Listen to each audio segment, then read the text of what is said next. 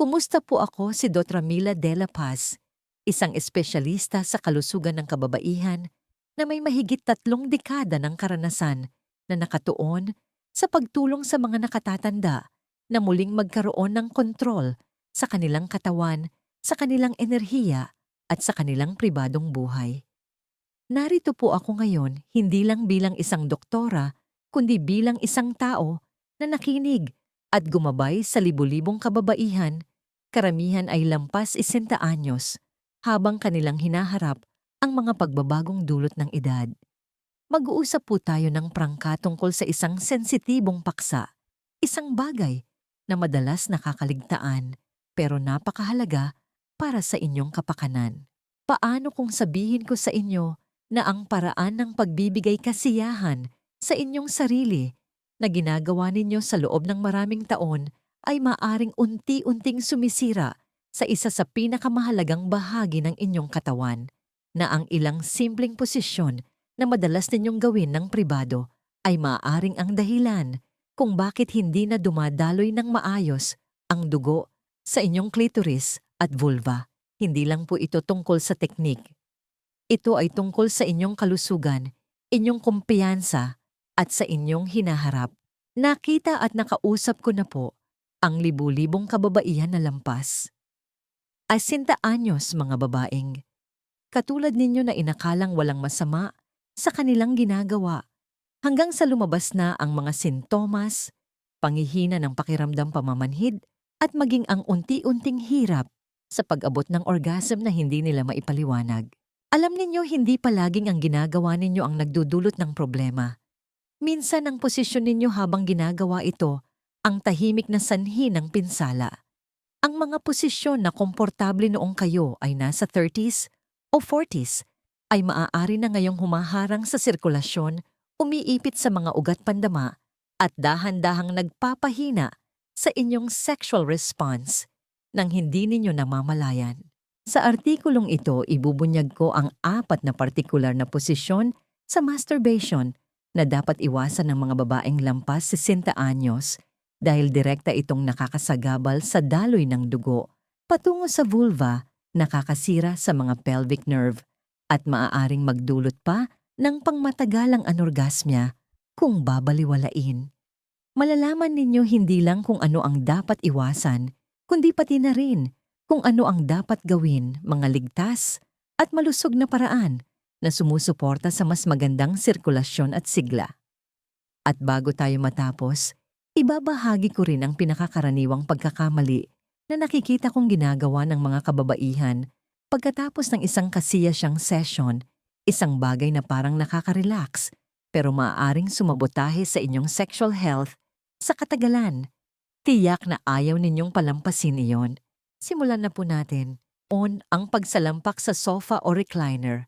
Simulan natin sa isa sa mga pinakakaraniwang posisyon na ginagamit pa rin ng mga kababaihang lampas, 60 anyos, nang hindi namamalayan kung gaano ito kapanganib. Komportable sa pakiramdam, tila walang masama, pero sa ilalim nito, unti-unti nitong pinuputol ang mismong daloy ng dugo na kailangan para sa inyong kasiyahan. May ikukwento po ako. Ilang taon na ang nakalipas na kilala ko ang isang pasyente na nasa late 60s. Tawagin na lang natin siyang Aling Roberta. Matalino siya masayahin at interesado pa ring mapanatili ang kanyang kasarinlan at pagkababae. Ngunit isang araw lumapit siya sa akin na may tahimik na alalahanin isang bagay na hindi niya pa sinasabi kaninuman kahit sa kanyang asawa. Sabi niya, "Dok, paminsan-minsan ine-enjoy ko pa rin ang private time ko. Pero nitong huli, parang hindi na gumagana tulad ng dati.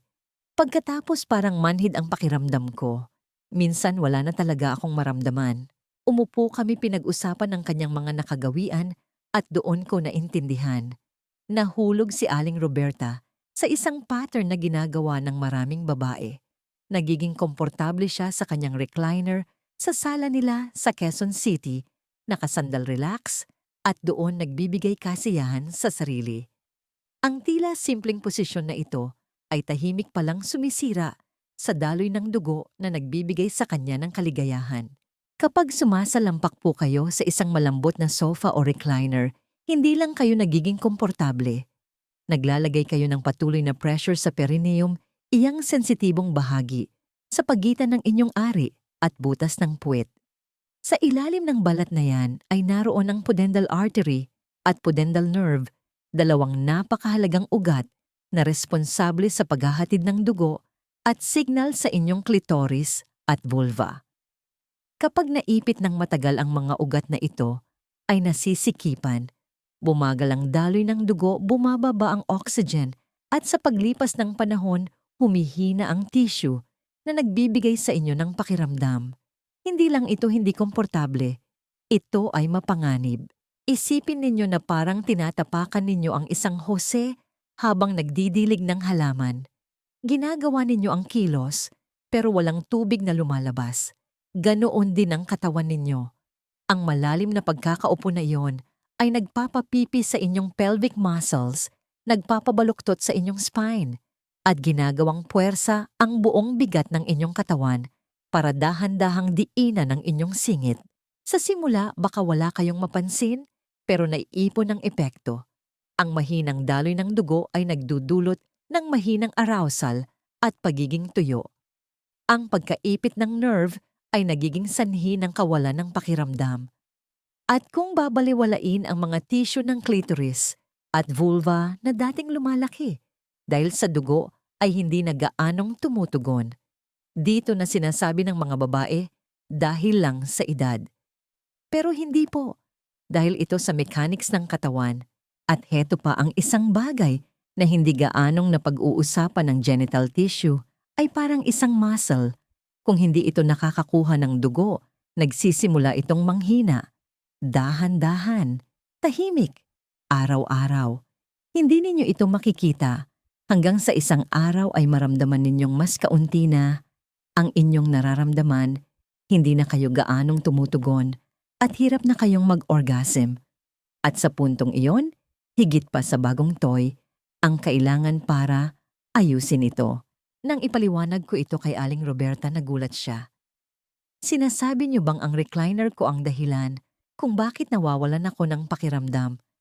Tiningnan ko siya sa mata at sinabing, Opo, at mas karaniwan po iyan kaysa sa inaakala ninyo.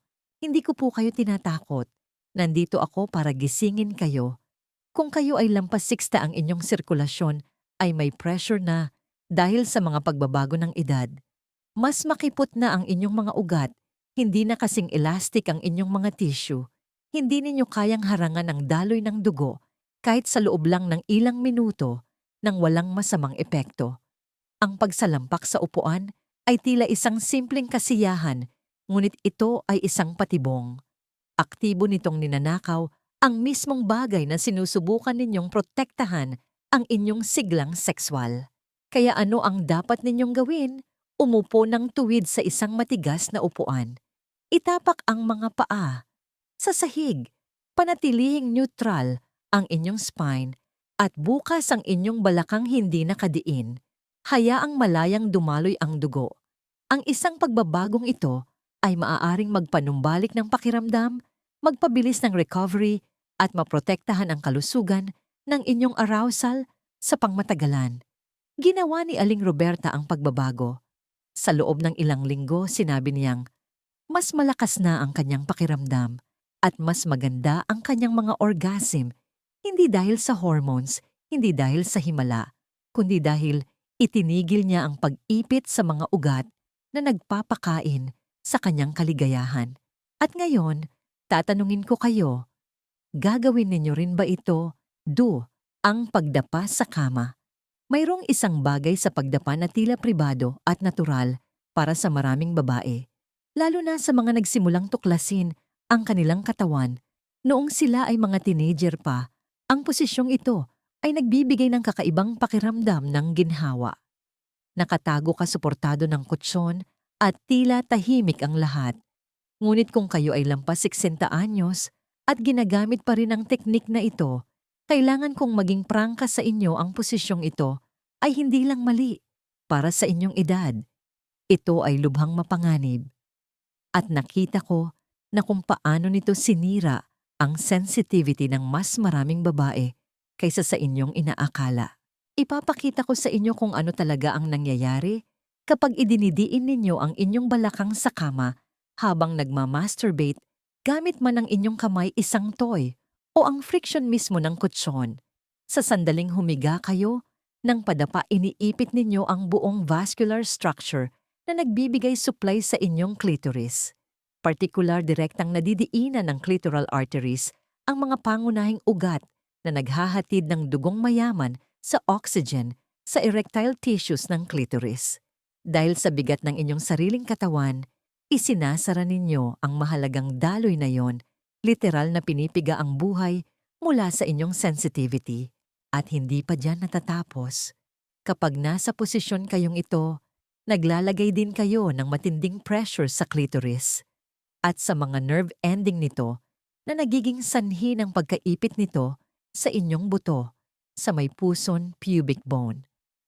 Ang arousal ay nangangailangan ng walang harang na sirkulasyon at espasyo para lumaki ang mga tissue. Ngunit kapag nakadiin kayo sa kutsyon, walang mapupuntahan ng dugo. Ang mga nerve ay nagiging overstimulated at pagkatapos ay namamanhid at sa paglipas ng panahon, ang stress na ito ay nagdudulot ng microdamage, maliliit na pinsala na hindi agad nararamdaman ngunit naiipon sa bawat pag-uulit. Ang resulta, pagbaba ng sensitivity, hirap sa pag-abot ng orgasm, mas matagal na recovery time at sa ilang kaso, isang patuloy na pamamanhid na maaaring tumagal ng ilang oras o kahit ilang araw. Madalas sabihin sa akin ng mga babae, dati napakasensitibo ko, pero ngayon, halos wala na akong maramdaman. Iyan po mga kaibigan ang isa sa pinakamahirap na problemang baligtarin at madalas itong nagmumula sa paulit-ulit na pinsalang mekanikal na tulad nito. Naaalala ko ang isang babae, isang retiradong nurse mula sa Cebu na nasa early 70s. Ilang dekada na niyang ginagamit ang paraang padapa at hindi niya ito pinag-isipan. Mas madali kasi mas direkta, sabi niya sa akin. Ngunit sa paglipas ng mga taon, nagsimula siyang mawala ng pakiramdam. Ang mga orgasm ay naging mailap. Sa huli kahit ang pakikipagtalik sa kanyang asawa ay naging nakakadismaya. Nang tanungin ko siya tungkol sa kanyang mga gawi at inamin niya ang posisyong ito, ipinaliwanag ko ang siyensya sa likod nito. Tinitigan niya ako ng matagal at sinabing, hindi ko akalain na ang isang bagay na parang natural ay makakasama pala ng ganito. Pero totoo po, dahil sa yugtong ito ng buhay ang ating mga katawan ay hindi na kasing tatag. Ang mga ugat ay mas marupok, ang mga nerve ay mas madaling maipit, at ang mga tissue ay hindi na bumabalik sa dati. At kapag nakadapa tayo ang clitoris, ay nagiging isang pressure point na sumasalo sa buong bigat ng ating katawan ng paulit-ulit. Kaya ano ang solusyon? Una, iwasan ng tuluyan ang posisyong ito. Maaaring tila diskreto o pamilyar, ngunit ito ay isa sa pinakamabilis na paraan upang pamanhirin ang inyong pinakasensitibong bahagi. Sa halip lumipat sa isang postura na nag-aalis ng pressure tulad ng paghiga, ng patagilid o patihaya na may unan sa ilalim ng inyong mga tuhod. Bigyan ng inyong katawan ng espasyo para huminga, para dumaloy ang dugo at para tumugon sa paraang nararapat. Hindi lang ninyo po protektahan ang inyong sarili mula sa pangmatagalang pinsala, kundi maaari rin kayong makaramdam ng mas magandang pakiramdam, mas sensitibo at mas madaling tumugon sa mga susunod na araw at linggo. Hindi pa huli ang lahat para magbago. 3. Ang paninigas. Habang nakatayo sa shower, magiging tapat po ako sa inyo, maaring pamilyar ito sa ilan. Baka ito ang nakasanayan ninyo dahil pribado, mabilis at madaling linisin. Baka nakatayo kayo sa shower bukas, ang tubig bahagyang nakayuko, at naninigas ang mga tuhod gamit ang kamay o ang lakas ng tubig para sa stimulation. Malamang ay hindi ninyo ito pinag-iisipan, ngunit may sasabihin ako sa inyo na maaaring magpatigil sa inyo ang posisyong ito ay isa sa mga pinakanakapipinsala na maaari ninyong gawin para sa inyong pelvic health pagkatapos ng edad 60. Naiintindihan ko po. Wala namang kayong ginagawang kakaiba. Sinusubukan ninyo lang na manatiling konektado sa inyong sarili, na panatilihing tumutugon ang inyong katawan na maramdaman ang kahit katiting na sigla. Ngunit mayroong isang nakatagong kapalit at ito ay may kinalaman sa posisyon ng inyong katawan habang ginagawa ninyo ito. Hatiin natin. Kapag nakatayo kayo sa shower na kayuko at naninigas ang katawan, tatlong mapanganib na bagay ang nangyayari ng sabay-sabay. Una, ang buong bigat ng inyong itaas na katawan ay bumababa patungo sa inyong pelvic floor. Ang anggulong yon ng pagyuko kasama ng paninigas ng tiyan at puwit ay lumilikha ng pababang pressure na umiipit sa mga daluyan ng dugo at mga nerve sa paligid ng inyong vulva at clitoris. Para ninyong dinidiinan ng mismong mga ugat na responsable sa paghahatid ng dugong mayaman sa oxygen sa inyong ari. Pangalawa, ang matinding focus, lalo na kung gumagamit ng high-pressure shower head, ay maaaring magdulot ng overstimulation at nerve fatigue. Sinasanay nito ang inyong mga nerve na tumugon lamang sa isang napakatindi at direktang stimulation na nagpapahirap na makamit ang arousal o orgasm sa pamamagitan ng mas banayad na haplos mula sa isang partner o sa sarili ninyong kamay. Sa paglipas ng panahon, parabang napupundi ang inyong mga nerve ending na nagre-resulta sa malaking pagbaba ng sensitivity. Pangatlo, ang kilos ng pagtayo habang pinipigil ang ibabang bahagi ng katawan, lalo na kung bahagyang nakabaluktot o nakalak ang mga tuhod, ay lumilikha ng matinding tensyon sa inyong pelvic floor muscles. Ang mga muscle na ito ay dapat malambot at madaling tumugon.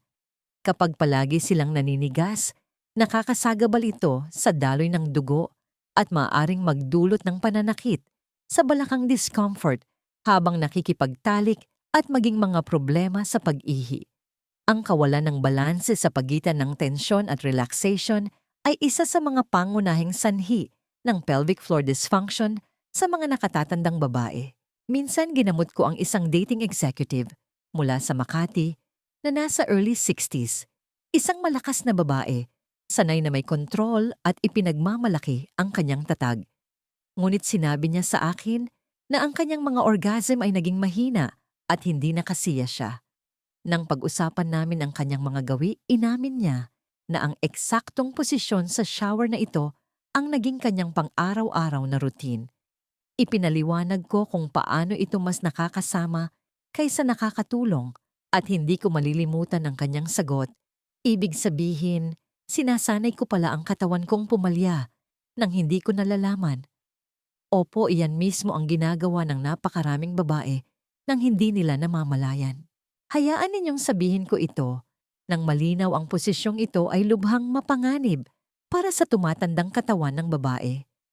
Pinagsasama nito ang vascular compression, maling postura at matinding tensyon sa muscle sa paraang unti-unting sumisira sa inyong sexual health. Hindi makadaloy ang dugo kapag nakatupi ang inyong katawan at naninigas ang inyong mga kalamnan. At kung walang daloy ng dugo at nerve sensitivity, walang arousal, walang kasiyahan, walang orgasm, pinsala lang. Ngunit heto ang magandang balita, maaari ninyo itong pigilan. Ayusin ang inyong postura. I-relax ang inyong katawan. Itigil ang pagyuko at pagpapatigas ng tiyan. Kung kailangan ninyong gamitin ang shower, panatilihing tuwid ang inyong gulugod, malambot ang inyong mga tuhod, at gumamit ng banayad na galaw.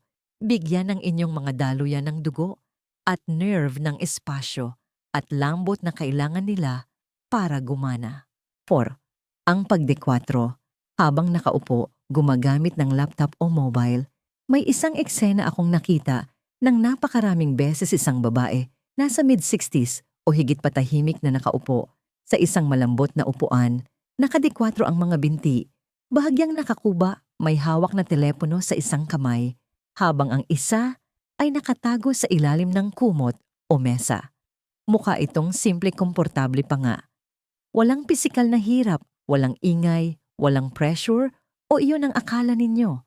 Ngunit narito ako para sabihin sa inyo ang totoo. Ang posisyong ito ay maaaring ang pinakatahimik, ngunit pinakamapanganib sa lahat.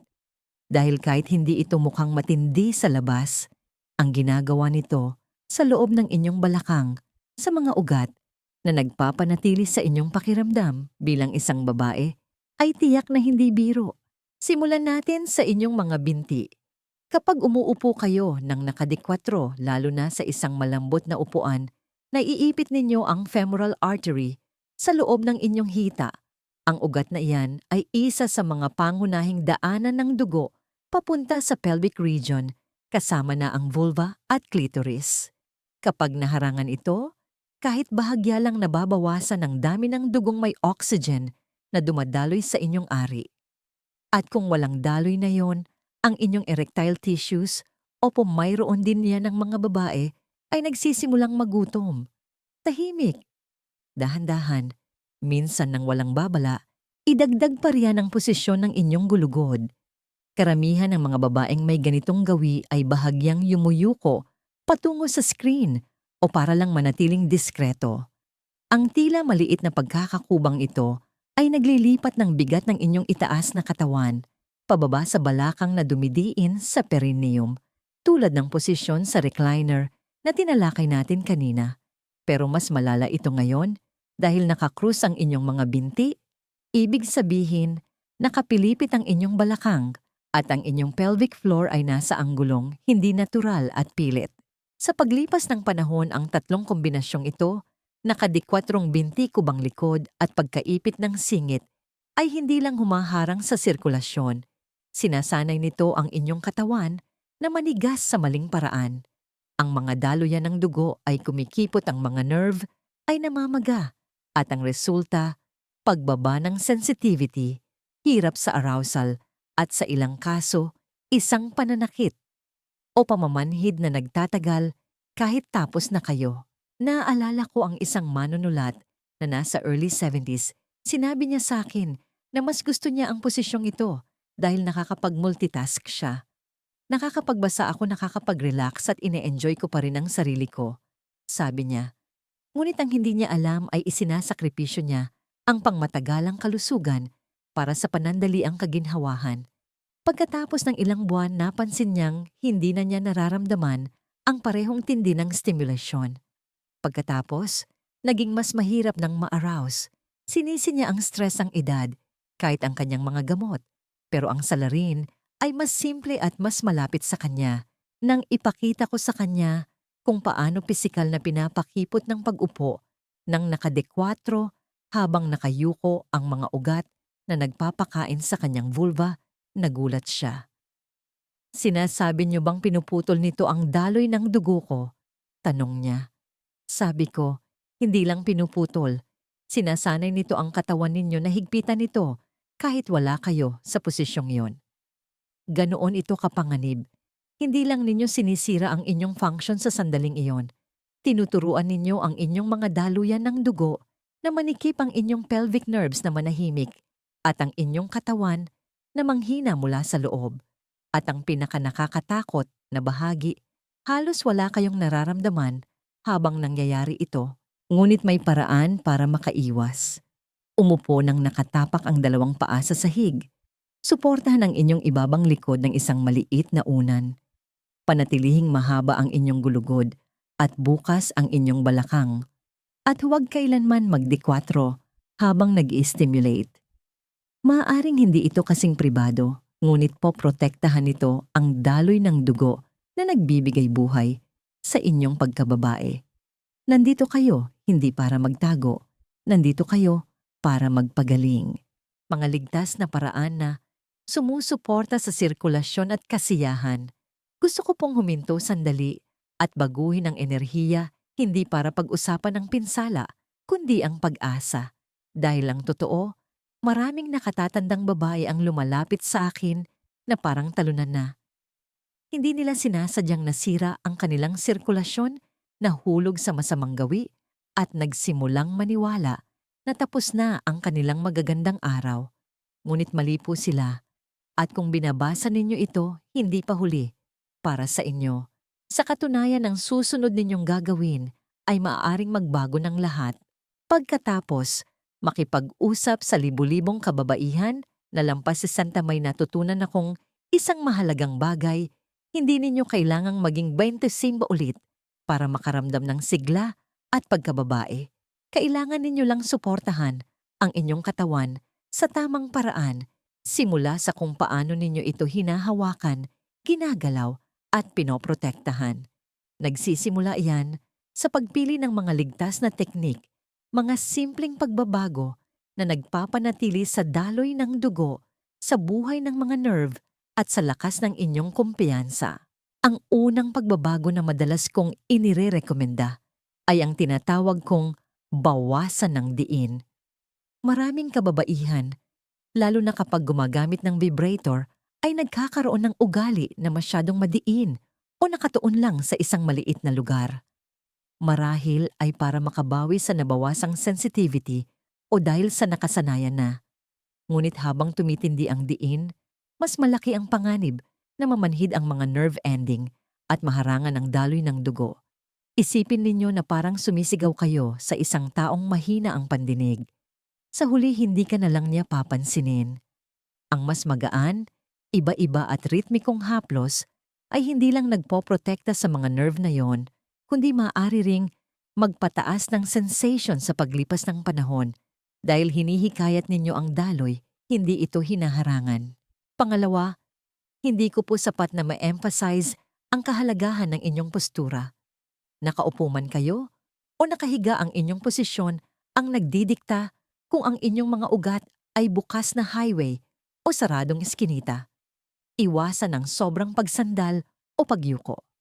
Ang mga anggulong ito ay umiipit sa balakang at nagpapabawas ng sirkulasyon. Sa halip, sikaping magkaroon ng neutral na gulugod. Umupo ng tuwid sa isang matigas na upuan o humiga ng patihaya na may unan sa ilalim ng mga tuhod. Gusto ninyong bukas ang inyong balakang, suportado ang ibabang likod at hindi nakakrus ang mga binti. Kailangan ng dugo ng espasyo para gumalaw. Bigyan ninyo ito ng espasyo at gagawin nito. Pangatlo, huminga. Oo, parang simple, ngunit marami akong nakilalang babae na hindi namamalayang pinipigil ang kanilang hininga habang nag-i-stimulate. Kapag pinapatigas ninyo ang inyong tiyan, kinakagat ang panga, at tinitigil ang paghinga, inilalagay ninyo ang buong nervous system sa fight-or-flight mode. Sinasabi ng constriction na yon sa inyong mga daluyan ng dugo na manikip at sa inyong mga kalamnan na maging alerto. Sa halip, mag-focus sa mabagal at malalim na paghinga. Huminga papasok sa ilong, palabas sa bibig. Hayaang lumambot ang inyong katawan. Hayaang gumalaw ang dugo. Hindi kayo nakikipagkarera. Kinokonekta ninyo muli ang inyong sarili. Isa pang nakalimutang teknik ay ang pag-warm up sa inyong katawan bago pa man magsimula. Madalas kong imungkahi na masahihin ang ibabang bahagi ng tiyan, loob ng mga hita at balakang sa loob lamang ng 1 o 2 minuto. Pinapadaloy nito ang dugo sa inyong pelvic region at nagpapadala ng signal sa inyong utak na ito ay isang sandali ng pag-aalaga, hindi tensyon. Tulad ng mga atleta na nag-i-stretch bago gumalaw, mas mahusay ang performance ng inyong vascular system kapag ito ay warmed up. Panghuli, baguhin ang inyong mindset. Dito nahihirapan ng maraming babae. Nakatuon sila sa tindi sa resulta o sa mabilis na pakiramdam. Ngunit ang pag-iisip na yon ay lumilikha ng pressure at ang pressure ay nagdudulot ng strain. Sa halip, harapin ang sandaling ito ng may pag-usisa at respeto. Wala kayong sinusubukang patunayan. Inaalam ninyo kung ano ang kailangan ng inyong katawan sa yugtong ito ng buhay. At iyan ay isang magandang bagay. Kapag tinanggap ng mga babae ang mindset na yon, madalas silang nagugulat sa kanilang mga resulta, mas maraming sensation, mas madaling orgasm, mas malalim na koneksyon, hindi lang pisikal, kundi emosyonal din. Nakakita na ako ng mga babae sa kanilang 70s na naibalik ang kasiyahan at sensitivity sa pamamagitan lang ng paggawa ng mga pagbabagong ito. Walang hormones, walang operasyon kamalayan at aksyon lang. Iyan ang susi. Ang kamalayan ang nagbubukas ng pinto Ngunit ang aksyon ang nagpapanatili nitong bukas. Ang kailangan ninyong gawin. Ngayon, kung umabot kayo hanggang dito, may mahalaga na itong sinasabi tungkol sa inyo. May pakialam kayo. Hindi kayo nandito dahil sa simpleng kuryosidad. Nandito kayo dahil may nagsasabi sa kalooban ninyo na ngayon na ang tamang panahon para kumilos. Marahil ay may nararamdaman na kayong mga pagbabago sa inyong katawan. Marahil ang inyong mga orgasm ay hindi na tulad ng dati. Marahil ay tahimik ninyong iniisip kung ito ba ay bahagi lang ng pagtanda o kung mayroon kayong magagawa tungkol dito. Nandito po ako para sabihin sa inyo hindi kayo walang kapangyarihan. Kailanman ay hindi naging ganoon. Ngunit ang totoo, hindi naghihintay ang panahon. Ang gagawin ninyo ngayon ay mahalaga. At pagdating sa inyong daloy ng dugo sa inyong sexual health at sa inyong pangmatagalang sigla, walang mga shortcut. Ngunit may mga simpleng mga hakbang na kung seseryosohin ay makakatulong sa inyong protektahan ang pinakamahalaga bago pa mahuli ang lahat. Kaya magsimula tayo ngayon din. Hindi bukas, hindi sa susunod na linggo. Ngayon din, gusto kong gumawa kayo ng isang matatag na desisyon na itigil ang paggamit ng kahit isa man lang sa mga mapanganib na posisyon na katatalakay lang natin. Maging ito man ay ang pagdapa ang paninigas sa shower, ang pagsalampak sa recliner, o ang pagdikwatro sa upuan. Piliin ang isa na alam ninyong ginagawa ninyo at bitawan na ito. Maaaring naging ugali na. Maaaring masarap pa nga sa pakiramdam sa sandaling iyon. Ngunit ngayon, alam na ninyo kung ano ang ginagawa nito sa ilalim. At dahil alam ninyo iyon ang pagpapatuloy sa gawi, ay magdudulot lamang ng pagsisisi. Bigyan ang inyong katawan ng pagkakataong maghilom. Gusto nito ngunit hindi nito magagawa hanggat hindi ninyo itinitigil ang pinsala. Sunod, gusto kong pumili kayo ng isang ligtas na teknik mula sa nakaraang seksyon at subukan ito ngayon. Hindi sa susunod na pagkakataon ngayon. Subukang gumamit ng mas magaan na haplos. Subukang ayusin ang inyong postura para tuwid ang inyong likod at bukas ang inyong balakang. Subukang huminga ng malalim at manatiling relax sa halip na magmadali o manigas. Huwag mag-focus sa performance, mag-focus lang sa pagiging present. Pansinin kung paano tumutugon ang inyong katawan kapag wala na ito sa ilalim ng pressure o strain. Maaaring magulat kayo sa kung gaano karami pa ang inyong mararamdaman, hindi mas kaunti. Pagkatapos maglaan ng ilang minuto para mag-reflect, maging tapat sa inyong sarili. Itanong, paano nagbago ang aking mga gawi sa paglipas ng mga taon?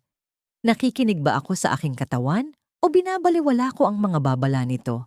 Binibigyan ko ba ang aking sarili ng respeto na nararapat sa yugtong ito ng aking buhay? Hindi ito tungkol sa hiya o pagkakasala. Ito ay tungkol sa kalinawan. Hindi ninyo mababago ang hindi ninyo kinikilala. Ngunit kapag nakita ninyo ito ng malinaw, nagkakaroon kayo ng kapangyarihang baguhin ang lahat.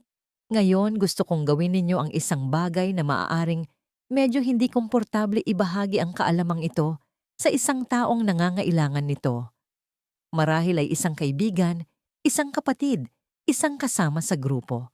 Napakaraming nakatatandang babae ang tahimik na nagdurusa.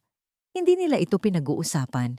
Iniisip nilang sila lang ang nakakaranas nito, ngunit hindi. At ang marinig na may ibang gumagawa ng mga hakbang para mapabuti ang kanilang kalusugan ay maaaring ang mismong bagay na magbibigay sa kanila ng lakas ng loob na gawin din ito. Hindi tayo nilikha para lakarin ang daang ito ng mag-isa. At panghuli, gawin itong personal. Hindi lang ito tungkol sa kasiyahang sexual. Ito ay tungkol sa enerhiya. Ito ay tungkol sa pagpapahalaga sa sarili. Ito ay tungkol sa kalayaan. Kapag maayos ang daloy ng inyong dugo, mas matalas ang inyong isip, mas malakas ang inyong katawan, at lumalago ang inyong kumpiyansa. Nag-iiba ang inyong paglakad. Nag-iiba ang inyong pagsasalita. Namumuhay kayo ng may tahimik na kapangyarihan na nararamdaman ng ibang tao. Nagsisimula iyan sa sirkulasyon. Nagsisimula iyan sa pagprotekta sa mga nerve at ugat na nagbibigay sigla sa inyo. At nagsisimula yan sa kung paano ninyo tinatrato ang inyong katawan, hindi paminsan-minsan, kundi araw-araw. Kaya ano ang kailangan ninyong gawin ngayon? Kailangan ninyong kumilos. Pumili ng isang bagay na ititigil.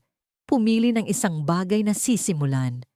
At mangako na magiging mas may kamalayan, mas maawain, at mas may intensyon sa inyong katawan. Hindi pa kayo masyadong matanda. Mas matalino lang kayo ngayon. At ang karunungang iyan ay maaaring gumabay sa inyo sa isang kabanata ng lakas na hindi ninyo akalaing posible pa. Ngayon kung handa na kayo para sa susunod na antas, manatili po kayo. Dahil sa susunod, pag-uusapan natin ang nag-iisang nakakaligtaang pagkakamali na ginagawa ng mga babae pagkatapos nilang matapos at kung bakit maaring tahimik nitong sinasabotahe ang inyong pelvic health at pinapahina ang inyong kasiyahan sa loob ng maraming araw. Maniwala kayo sa akin, ayaw ninyong palampasin ito. Ang inyong lakas ay hindi nawala. Naghihintay lang na maprotektahan. Kung sinamahan ninyo ako sa buong paglalakbay na ito, gusto kong huminto kayo sandali at kilalanin ang isang bagay na makapangyarihan na gawa na ninyo ang unang hakbang na hindi kailanman ginagawa ng karamihan sa mga babae. Pinili ninyong matuto umunawa at harapin ang mga tahimik na gawi na maaaring tahimik na nakakasama sa inyong katawan sa loob ng maraming taon. At iyon ang nagpapaiba sa inyo. Iyon ang nagpapatapang sa inyo. Ang pinag-usapan natin dito ngayon ay higit pa sa teknik. Oo, pinangalanan natin ang mga posisyon na sumisira sa daloy ng dugo. Oo, tinalakay natin ang siyensya sa likod kung paano maaring sirain ng pressure postura at tensyon ng inyong sensitivity at pahinain ang inyong mga orgasm sa paglipas ng panahon. Ngunit sa ilalim ng lahat ng yon ay may isang bagay na mas mahalaga, isang mensahe na kailangang marinig ng bawat babaeng lampas. 15 anyos. Kayo pa rin ang may kontrol. Ang pagtanda ay hindi nangangahulugang pagsuko. Ito ay nangangahulugang pag-a-adjust. Ito ay nangangahulugang mas maingat na pakikinig sa mga senyales na ipinapadala ng inyong katawan. Ito ay nangangahulugang pagbitaw sa mga gawi na hindi na nagsisilbi sa inyo at pagyakap sa mga bago na nagpoprotekta sa mga bahagi ninyo na pinakamahalaga, ang inyong sigla, ang inyong kumpiyansa, ang inyong pagkatao. Hindi kayo sira. Hindi pa kayo tapos. Kayo ay nag-i-evolve. At ang sandaling ito dito mismo ay ang inyong imbitasyon na mag-evolve ng may intensyon. Ang totoo ang daloy ng inyong dugo, ang inyong lifeline, sa inyong lakas, sa inyong enerhiya, sa inyong pagkababae. At ang mga desisyon na ginagawa ninyo tungkol sa kung paano ninyo tinatrato ang inyong katawan kahit sa mga pinakapribadong sandali ay maaring sumuporta sa daloy na yon o dahan-dahan itong kunin. Hindi na ninyo kayang manatili sa dilim. Nakita na ninyo kung ano ang nakataya. Kaya ngayon, pumili ng mas mabuti. Umupo ng tuwid. Bawasan ng diin. Huminga ng malalim. Protektahan ang inyong sirkulasyon na parang nakasalalay dito ang inyong buhay. Dahil sa maraming paraan, totoo iyon. Piliing parangalan ang inyong katawan, hindi lang sa pamamagitan ng pag-iwas sa kung ano ang nakakasama, kundi sa pamamagitan ng pagsasanay sa kung ano ang nakapagpapagaling. Hindi ito tungkol sa performance, ito ay tungkol sa preservation. At kapag pinoprotektahan ninyo ang inyong daloy ng dugo, pinapanatili ninyo ang isang bagay na hindi kayang palitan ng anumang cream, ang inyong kapangyarihan. Ang pinakamahalagang aral sa buhay na maiaalok ko sa inyo ngayon ay ito: ang inyong katawan ay may hindi kapani-paniwalang kakayahan para maghilom at maging matatag anuman ang inyong edad, ngunit umaasa ito sa inyo na maging mulat na tagapag-alaga nito. Ang maliliit at maingat na pagpili na ginagawa ninyo araw-araw ay naiipon sa paglipas ng panahon na maaaring humantong sa paghina o sa panibagong sigla, piliin ninyo ang sigla. Piliing pakinggan ang inyong katawan, igalang ang mga pangangailangan nito at kumilos ayon sa kaalamang inyong natutunan. Ang inyong kalusugan at ang inyong sarili sa hinaharap ay magpapasalamat sa inyo. Gusto ko pong marinig ang inyong mga saloobin. Maglaan ng sandali upang mag-reflect at ibahagi ang isang bagay na inyong natututunan at plano ninyong gawin sa inyong buhay sa comment section sa ibaba. Suportahan natin ang isa't isa sa paglalakbay na ito. Kung nakatulong sa inyo ang impormasyong ito, mangyaring i-like ito, ibahagi sa mga kaibigan o kamag-anak na maaring makinabang at mag-subscribe para sa mas maraming kaalaman sa pagpapanatili ng inyong kalusugan at sigla. Maraming salamat po sa pagbabasa.